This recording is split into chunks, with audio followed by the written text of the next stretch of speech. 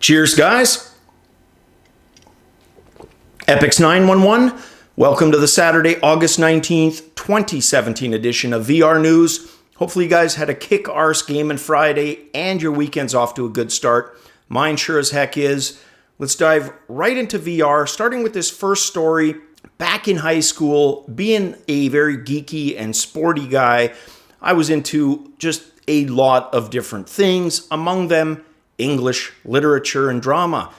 Poets like Shelley, Coleridge, Wordsworth, some of my favorite out of the British Isles, they came from the Romantic period and they were really into medieval stuff. And of course, playing Dungeons and Dragons, you tend to be into medieval stuff as well, so it was a natural fit. On the North American side of that, we've got Edgar Allen Poe. His body of work, not as appealing to me overall, but one poem, which I know is a little overdone, of course, The Raven. I just loved it. It was dark. It was mysterious.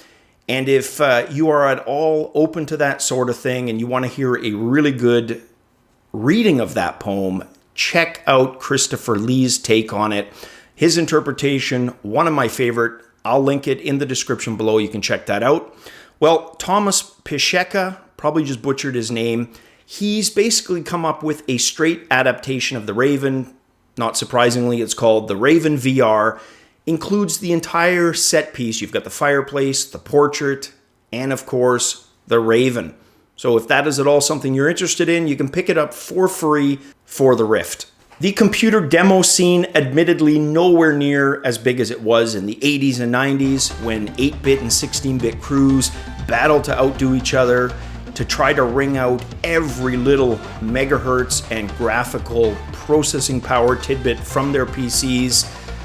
Well, once in a while, demos still come out that can surprise. The beautiful thing about a demo is it frees up the developer to really focus on the technology aspects. They don't have to get overburdened with main game loops, all that kind of stuff. They can just focus on delivering awe. And pretty much that's what this is. Saw a tweet from Rick King.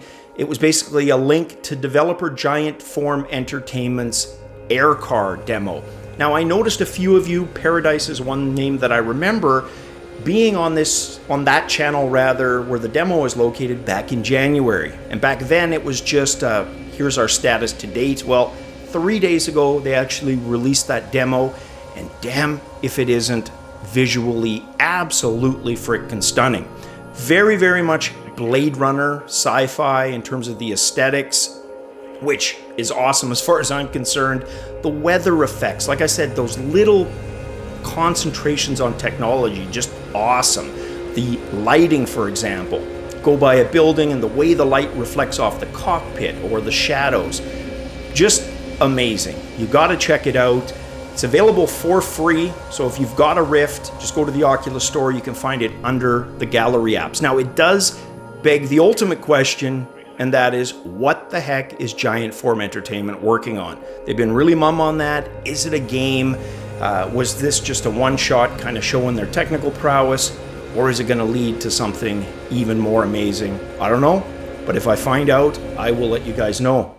We have talked a lot about AltSpace VR and some other social VR apps. Haven't talked about Rec Room for a while. Rec Room is about to get its third update. The developer Against Gravity saying that this is their longest and most challenging update that they've released. It is a new cooperative quest. They're calling it Curse of the Crimson Cauldron, and it's going to release sometime this upcoming week. It's basically an adventure quest, but it's also going to offer some other updates. For example, creators of private games are going to have full event host power. So you're going to be able to mute guests, kick them, ban them, etc. Haven't personally tried this, but I did take a look at the comments and they seem to be a mixed bag. There's obviously comments praising it, and then others saying, what about feature X or what about feature Y, but nothing overwhelmingly negative, which is probably a good sign. So if you're into social VR and haven't checked that out, link in the description below. Nowadays, it is very difficult to come up with a new gaming idea. Usually what you get is just a reimagining or a reboot of an old idea. The nice thing about VR is because the medium is so different, they can introduce an old idea with literally a new skin and make it feel fresh and new. But every once in a while, you see something that can rise above that and truly feel special, even if it's not original. And that's the case with this. This being Prison Boss Virtual Reality from Trebuchet Games. They are indie devs, and again, the beautiful thing about indie devs, they're not always aware of what the existing boundaries are. So they can sometimes stretch beyond those artificial limitations, come up with really cool takes on ideas, or sometimes even stumble into entirely new genres because, again, there's just no boundaries as far as they're concerned. Well, in Prison Boss, as the name implies, your whole purpose is to become the top prisoner, basically the head prisoner. You do this through crafting, dealing with prison contraband, while of course avoiding guards and rival prisoners who basically are seeking to take you down. Rise to the top, and you can move on to conquer other prisons. I got a real chuckle out of one of the features of the game, which is basically to customize your cell. Now, of course, we see that in games, Skyrim, for example, one of my favorite games.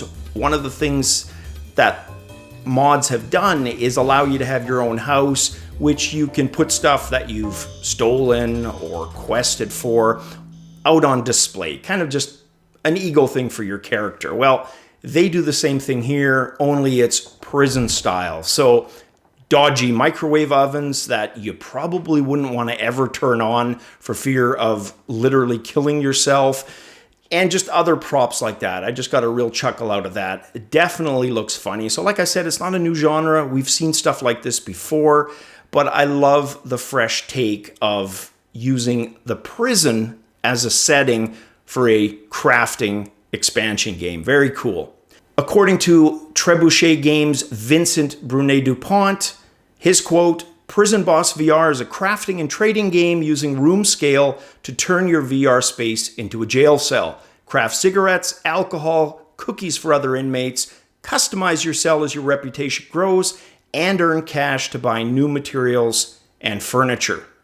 Like I said from the outset, not a hell of a lot of original ideas floating out there, but this certainly a fresh take on an old idea. I love the prison setting. I think that's going to be a blast. It looks fun as hell. Definitely a game I'm going to keep my eye out on. Well, guys, like I said, hopefully your weekend off to a good start. Sunday ahead of you still, so if anything, remember to take it easy, veg out a little bit. Vegging out, definitely good for the brain, good for sanity, and good for relations. Trust me. Guys, as always, cheers.